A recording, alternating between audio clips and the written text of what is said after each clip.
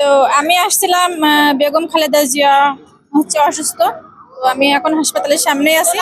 তো আমি তার সর্বপ্রথম সবার কাছ থেকে তার সুস্থতার জন্য দোয়া চাচ্ছি।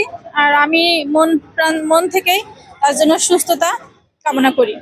শেখ হাসিনা, আমি এখানে কোনো রাজনীতির কথা বলবো না।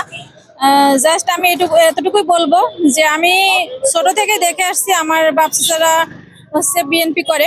সেই ক্ষেত্রে আমি হচ্ছে আমাদের প্রধানমন্ত্রী দেশ নেত্রী, তাকে অনেক ভালোবাসি। তার একজন ভক্ত বলতে পারেন। তো সেই হিসাবে আমি আসছি। এখানে রাজনীতির কথা আমি বলবো না যে হাসিনা কেমন।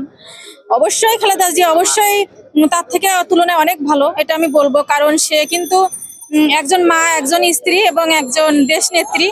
আর সে কিন্তু অনেক অল্প বয়সে তার স্বামীকে হারিয়েছেন, মাকে হারাইছেন, তারপরে তার ছোট ছেলেকে হারাইছেন। তারপরে কিন্তু এই সাধারণ জনগণের জন্য কিন্তু সে আঁকড়ে ধরে বেঁচেছিলেন। আমি মিয়া হাসান, কৃষক দল কেন্দ্র নির্বাহী কমিটির সহ বন ও পরিবেশ বিষয়ক সম্পাদক।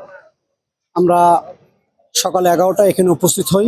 আমার কৃষক দল কেন্দ্র নির্বাহী সংসদের সভাপতি কৃষিবিদ হাসান জাফর তুহিন ভাই এবং কৃষক দল কেন্দ্র নির্বাহী কমিটির সাধারণ সম্পাদক শহীদুল ইসলাম বাবুল ভাইয়ের নেতৃত্বে ঢাকা মহানগর উত্তর দক্ষিণের নেতৃবৃন্দ সহ সকলে আমরা এখানে উপস্থিত হই দেশ নেত্রীকে দেখার জন্য এবং তার জন্য দোয়া করার জন্য আমরা এখানে উপস্থিত হয়েছি। আমার মনে হয় পৃথিবীতে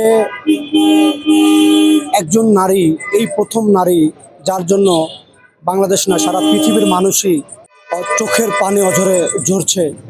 কেন ঝরবে না? দেখেন, গণতন্ত্রের জন্য তিনি লড়াই করেছেন। তিনি অন্যায়ের সাথে আপোষ করেননি। তেনার জীবন বাজি রেখে দেশের মানুষের জন্য, দেশের জন্য তেনার এক সন্তানকে চলে যেতে হয়েছে। তেনার এক সন্তান প্রবাসে, শুধু এই দেশের জন্য, এই দেশের গণতন্ত্রের জন্য, এই দেশের সাধারণ জনগণের জন্য।